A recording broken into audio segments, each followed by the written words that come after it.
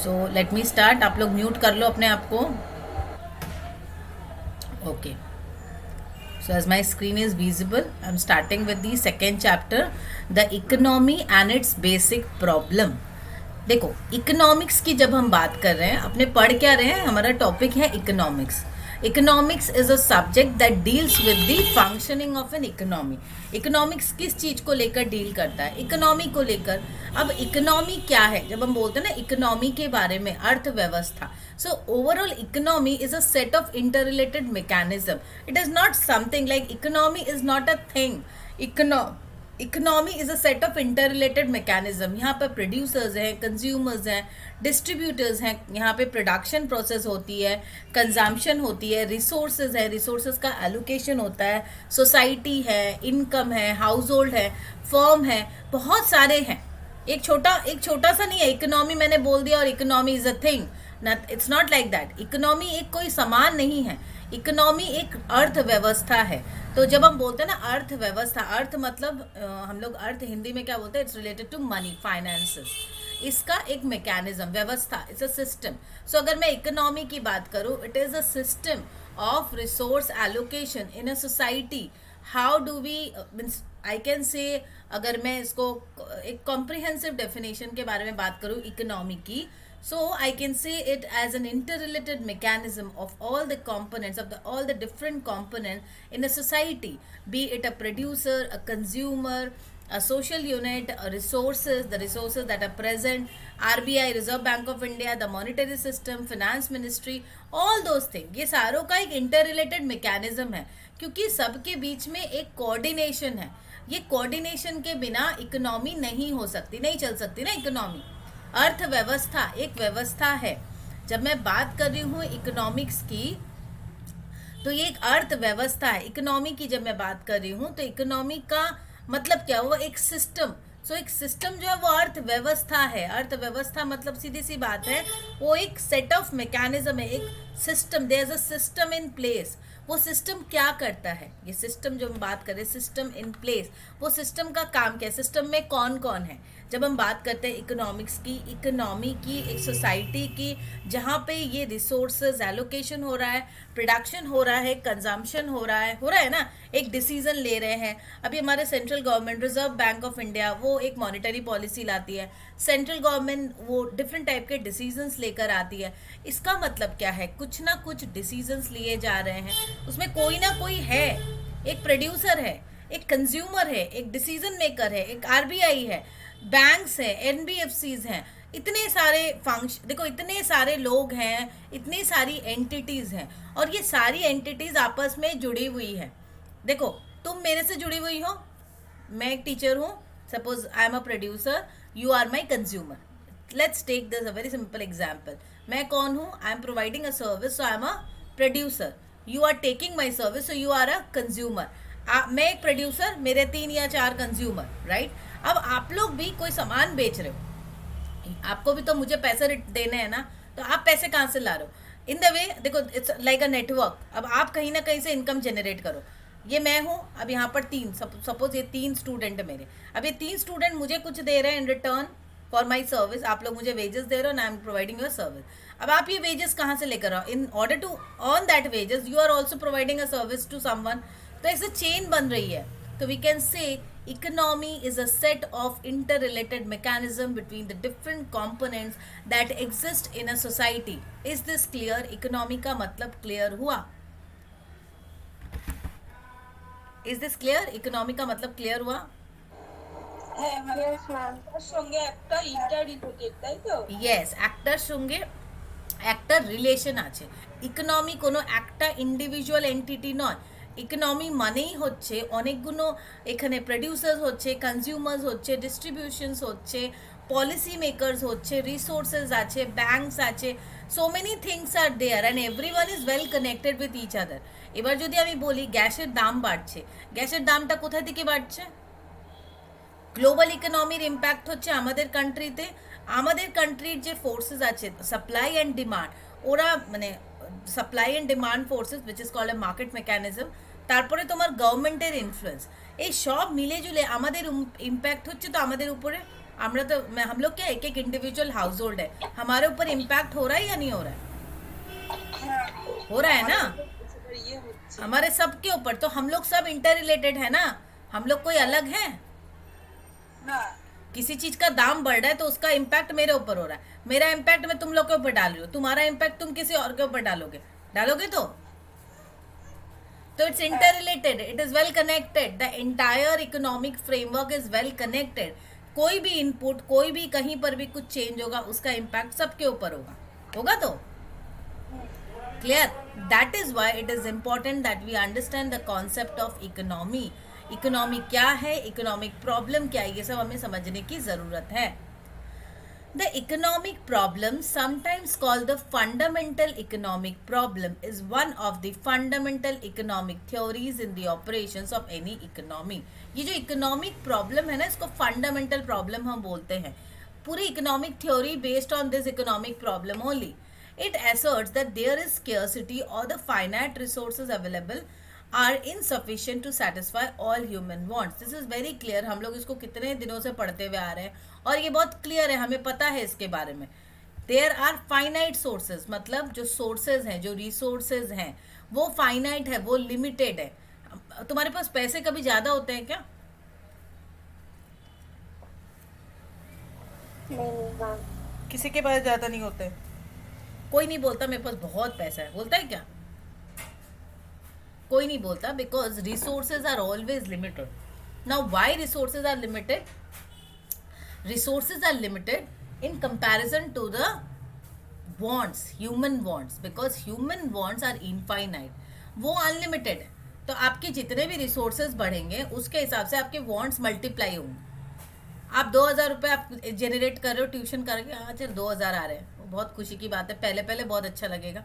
Then 2,000 के हिसाब से आपकी डिमांड जो है बोलोगी मेरी तो डिमांड 2,500 की है, वॉन्ट्स 2,500 की है। अब जब आप 2,500 अर्न करोगे, आपकी वॉन्ट्स 5,000 की होगी, 5,000 अर्न करोगे 50,000 की होगी। Your wants will multiply in relation to your resources. आपकी जो इनकम की सोर्सेज हैं या जो रिसोर्सेज है, मैं रिसोर्सेज की अगर मैं बात करूँ, ओवरऑल इकोनॉमी की रिसोर्सेज की बात करूँ, तो हम लोग इकोनॉमिक्स में बोलते हैं land, labour, capital and organisation. अभी अगर मैं पूरे इकोनॉमी की बात करूँ, आप मैक्रो लेवल में ले लो तो भी वहाँ पर लिमिटेड है, रिसोर्सेज इज लिमिटेड। अभी लैंड की बात करो, वो लिमिटेड है ना, ओवर। हो सकता है तुम बहुत लैंड खरीद रही हो, तुम्हारे पास बहुत पैसे, तुम लैंड खरीद रही हो, बट इकोनॉमी में ओवर और पूरे अगर इकोनॉमी की बात करूँ, वहाँ पे लैंड की जो सप्लाई है दैट इज लिमिटेड। इंडिया में क्या लैंड बढ़ जाएगा? बढ़ने वाला तो नहीं है, उल्टा ये लैंडस्लाइड्स होकर और घट ही जा रहा है, कम ही जा रहा है ना। तो it assert that there is a scarcity. Scarcity का मतलब क्या है? स्केयरसिटी का कॉन्सेप्ट है कमी। अब कमी किस लिए हो रही है? कमी कुछ नहीं है, बट कमी इसलिए हो रही है because the resources are finite. Resources की एक लिमिटेशन है, available are insufficient to satisfy all human wants. Now why it is insufficient? Because our human wants are unlimited, wants can never be satisfied. The concept of wants itself says that it can never be satisfied. The problem then becomes how to determine what is to be produced and how the factors of production such as capital and labor are to be allocated.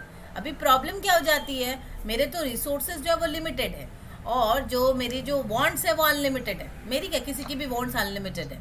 तो as a producer मुझे सोचना होगा what to be produce and how the factors of production such as capital and labour are to be allocated. मैं सोचूंगी ना क्या चीज़ में allocate करूँ। अब सपोज मैं अपनी बात करूँ, आई एम प्रोवाइडिंग अ सर्विस। तो जब मैंने सर्विस प्रोवाइड करना सोचा तो मैंने सोचा होगा ना किस चीज़ में सर्विस प्रोवाइड करूँ। Suppose I am good at cooking, I am good at teaching, I am good at what ever, मैं कुछ भी और चीज़ में गुड हो सकती हूँ। सो मुझे तो एलोकेट करना पड़ेगा अपना capital, my labour, my time, I need to allocate दोस्त ना। ऐसा तो नहीं है कि मैं इसमें और इसमें दोनों में एक संग कर सकूं, ऐसा इज इट पॉसिबल? देखो सीधा सा कॉन्सेप्ट समझो, या एलोकेशन ऑफ रिसोर्सेज का मतलब हम क्या समझाना चाह रहे हैं। एलोकेशन, मेरे पास एक resources, suppose this is a resources, ये एक रिसोर्सेज है। सपोज मान लो कि कोई ये एक सर्किट है और ये बॉक्स है, कोई भी चीज़ है, दिस इज अ रिसोर्स। अब I can use it for maybe producing a computer और अ लैपटॉप। कंप्यूटर बना सकते हैं, लैपटॉप बना सकते हैं। मैं क्या चीज़ बनाना चाहूँगी? अब ये जो रिसोर्सेज तो लिमिटेड है, ये एक ही है। Assume this is a resource, हाँ, इसको मोबाइल मत देखो, दिस इज अ रिसोर्स, कोई भी रॉ मटेरियल ले लो, ठीक है। अब ये रॉ मटेरियल से मैं एक्स एंड वाई ये दो बना सकती हूँ। अभी मैं एक्स बनाऊँ या वाई बनाऊँ, क्या बनाऊँ, ये तो मुझे सोचना पड़ेगा। This is called resource allocation.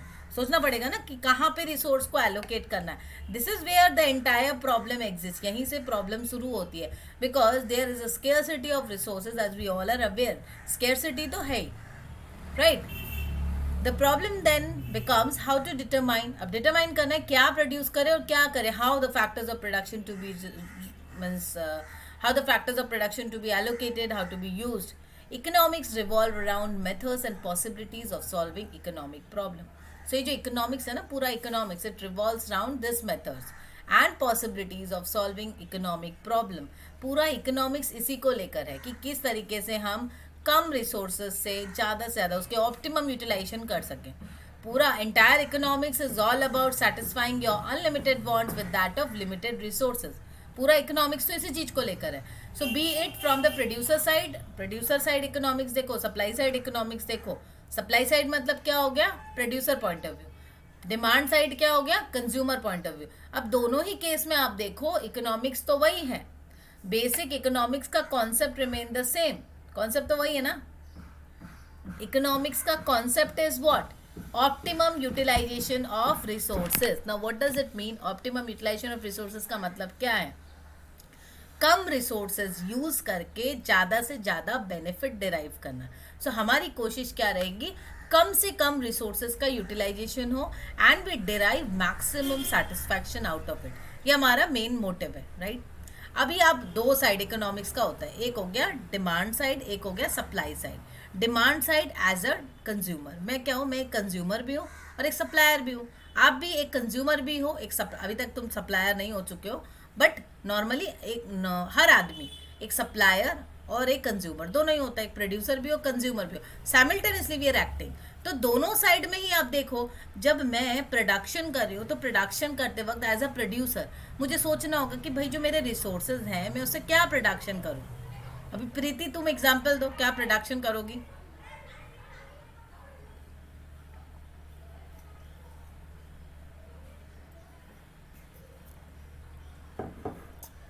प्रीति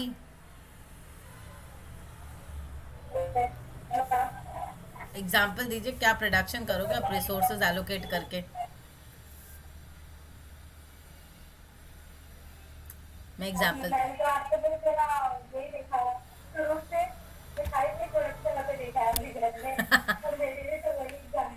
हाँ तो मिठाई की ना, तो अभी मिठाई में भी तो देयर विल बी चॉइसेस। अभी मिठाई की भी तो चॉइसेस होगी ना, प्रोडक्ट ए प्रोडक्ट बी। आपके पास तो मटेरियल जो है, the raw material remains almost the same, raw material तो वही है। अभी आप मार्केट में देखोगे कौन सी चीज की ज्यादा डिमांड हो रही है, अकॉर्डिंगली यू विल सप्लाई, होगा तो अपने को देखना होता है मेरे पास, क्योंकि मेरे पास जो रिसोर्सेज हैं वो लिमिटेड है।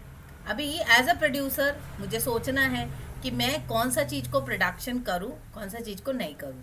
सेम वे में जब मैं कंज्यूमर होती हूँ तो उस टाइम पे भी मुझे सोचना होता है कि भाई मेरे पास, मेरे हाथ में खर्च करने के लिए तो बचे 20,000 रुपये। अभी 20,000 रुपये मैं कहाँ खर्च करूँ, इसमें लगाऊँ उसमें लगाऊँ, अपॉर्चुनिटी मतलब ए बी सी सब में तो नहीं लगा सकते, either A either B either C. अभी देखो इसमें और एक एग्जांपल है, एक कॉन्सेप्ट है, जब मैं इन्वेस्टमेंट करती हूँ या मैं सेविंग, सपोज मैं इन्वेस्टमेंट कर दी, तो जब मैं इन्वेस्टमेंट कर रही हूँ तो मैं इसको कंजम्पशन नहीं कर सकती। मेरे पास 20,000 रुपये पूरा खर्च वर्च करने के बाद मेरे डिस्पोजेबल इनकम में 20,000 रुपये बचे। 20,000 रुपये जब मेरे पास बचे, that I can use it, मेरी मर्जी में जो चाहे करूँ।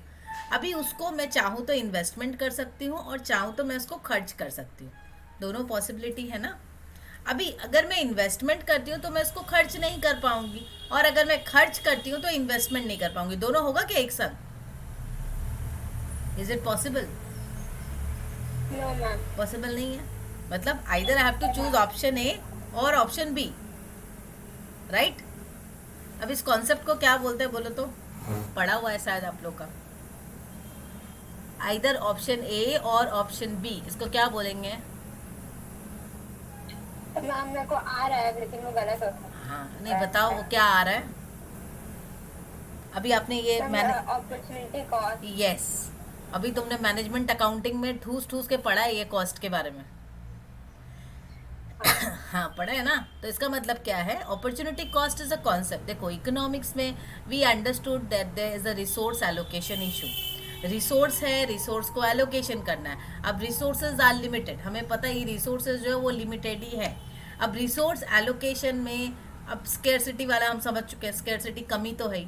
Resources are scarce in comparison to our wants and demands. Wants rather, wants जो है वो हमारी हमेशा मल्टीप्लाई होती रहेगी, बढ़ती ही रहेगी, तो वो रिसोर्सेज कभी फुलफिल नहीं कर सकती। That is why resources has to be used in between. मतलब there is a choice, choice A और चॉइस बी। अभी आप जब चॉइस ए को ले रहे हो, you need to forgo choice B. जब आप चॉइस ए को चूज कर रहे हो, you need to forget choice B. तो जब आप चॉइस ए को चूज कर रहे हो, चॉइस बी को छोड़ रहे हो, this means you are losing an opportunity in order to gain an opportunity. देखो सीधा सा कॉन्सेप्ट समझो। ऑप्शन ए ले रहे हैं, कैसे दिखाऊं तुमको? यस, पेंसिल, बच्चों की पेंसिल है। If I am choosing green pencil, I have to forgo this orange pencil, orange को जाना पड़ेगा। So this opportunity I am losing, ठीक है। ऑरेंज पेंसिल की अपॉर्चुनिटी को लूज कर रहे हैं in order to gain opportunity green वाला। So this is the opportunity cost. Opportunity lost is the opportunity cost for getting this. Concept समझ में आया? ग्रीन पेंसिल को, this is an opportunity, suppose this is an opportunity, इसको आपने grab किया, इसको पकड़ा, इसको ले लिया, मैंने पैसे को इन्वेस्टमेंट कर दिया। सो ये अपॉर्चुनिटी, खर्चा करने वाला अपॉर्चुनिटी, वो तो गया मेरा। सो this opportunity is lost. So the opportunity lost is called the opportunity cost, ठीक है। opportunity lost is the opportunity cost. So we can say opportunity cost is the cost of the next foregone best alternatives. समझ आया what is opportunity cost? समझ आया what is opportunity हाँ। cost? Clear सबको what is opportunity cost? So not is very clear. हमारे economics के जो basic concept है, resource allocation, scarcity, opportunity cost, ये सब बेसिक्स है। मतलब इकोनॉमी में ये सब हमारा रहेगा ही। In short, economic problems comprises the choice one must make arising out of limited means and unlimited wants. Economic problems are most simply explained by the question, how do we satisfy unlimited wants with limited resources. पूरी economic problem जो है ना इसी चीज़ को लेकर है। जितनी भी थ्योरी अपने पढ़ते हैं इसी चीज़ को लेकर है कि किस तरीके से अपने अनलिमिटेड वांट्स को सेटिस्फाई करें with that of limited resources. देखो basic premises become the same कि हमारे कभी भी अनलिमिटेड रिसोर्सेज फुलफिल नहीं, मतलब अनलिमिटेड जो वांट्स हैं वो फुलफिल नहीं हो सकते। बट हम क्या करते हैं एज मतलब अगर हम बात करें एज अ रैशनल कंज्यूमर, हमारी कोशिश रहती है ट्रेड ऑफ करने की, क्योंकि अब मुझे सब नहीं मिल सकता। इट इज़ नॉट पॉसिबल कि मैं अंबानी बन जाऊँ अभी, ठीक है, मैं अंबानी नहीं बन सकती, तो मैं अमृता हूँ तो अमृता ही रहने दो।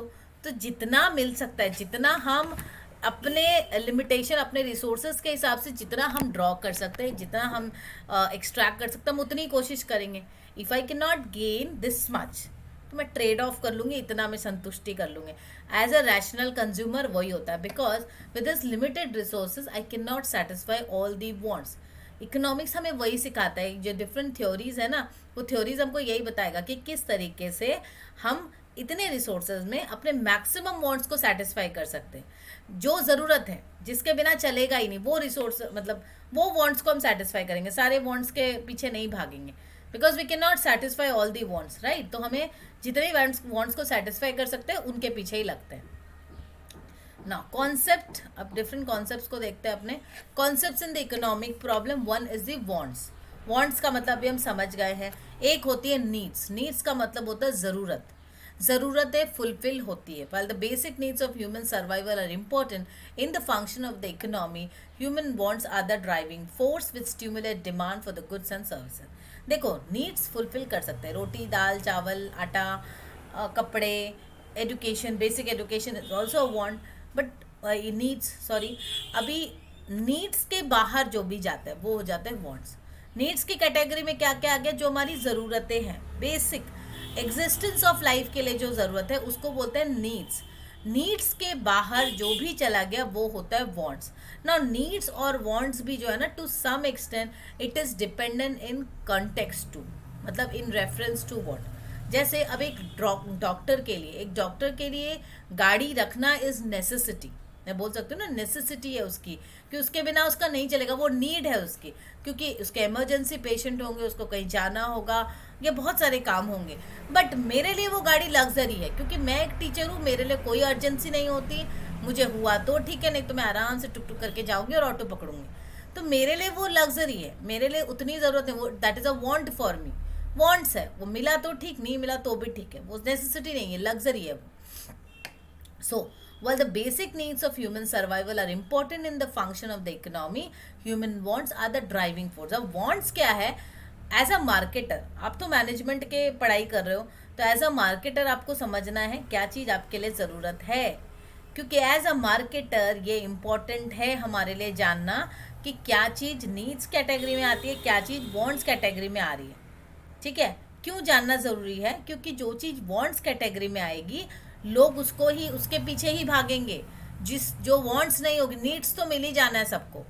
लोगों के अंदर ना, मार्केटर लोग का काम क्या होता है, आप बीबीए कर रहे हो, एमबीए कर रहे हो, आपको जानना है ना, वांट्स क्रिएट करवानी है। Marketing is an activity where we try to drive, it's a driving force, we create a driving force, we create a want. हम लोग वांट को क्रिएट करवाते हैं, समझ आया? नीड्स है नहीं, ज़रूरत नहीं है, but we create it. Fine, समझ आया? One assumption often made in economics is that humans are greedy and thus the market must produce as much as possible to satisfy them. These wants are often classified into individual wants, which depends on the individual preferences, and purchasing power parity and collective want, those of entire groups of people. ये just basics wants के बारे में ही बता रहे हैं कि individual wants होता है, ग्रुप ऑफ पीपल उनका ग्रुप वांट्स हो गया, एंड ऑल दोस। चॉइस, अभी तक हम लोगों ने चॉइस के बारे में पढ़ लिया, काफ़ी अच्छे से चॉइस के बारे में पढ़ा। चॉइस मतलब when we need to make a choice, A और बी, सब कुछ तो हम नहीं ले सकते because of resources scarcity. Due to scarcity of resources we need to make a choice. The economic problem fundamentally revolves around the idea of choice, which ultimately must answer the problem. Due to the limited resources available, businesses must determine what to produce first to satisfy demand. Consumers are considered the biggest influence on this choice and the goods. ठीक है? Now, देखो, इन a free market, अब देखो ये जो choice है, choice कैसे करता है? The idea of communism argues that major economic choices should be made through central planning by the government. देखो, अब डिफरेंट टाइप का इकोनॉमिक मॉडल्स हैं, इकोनॉमिक सिस्टम एग्जिस्ट कर रहा है, उसके हिसाब से रिसोर्सेज एलोकेशन की जाती है। एक हो गया idea of communism. Idea of communism argues that major economic choices, communism मतलब it's like centrally planned economy जो है ना, उसके बारे में बता रहा है। तो वहाँ पर हम लोग मानते हैं कि there is a centrally means एक गवर्नमेंट है और government must take all the decisions related to planning, centrally planned economy. By constructing a cohesive plan that takes the good of everyone into account can be best allocation of resources be achieved. तो idea of communism मतलब centrally planned economy जिसको हम बोलते हैं, या command economy जिसको बोलते हैं, वो क्या बता रहा है? जितने भी इकोनॉमिक चॉइसेस हैं वो गवर्नमेंट करेगी, गवर्नमेंट रिसोर्स एलोकेशन का पूरा रिस्पॉन्सिबिलिटी लेगी। फाइन, आप लोग अच्छे से याद कर लो ये वाला, ये जो चॉइस है आप लोग को समझ में आ गया? What is a choice? Economics में चॉइस का क्या इंपॉर्टेंस है, समझ में आया? Is this clear to everyone? हाँ मैम। सबको ये क्लियर है? हाँ मैम।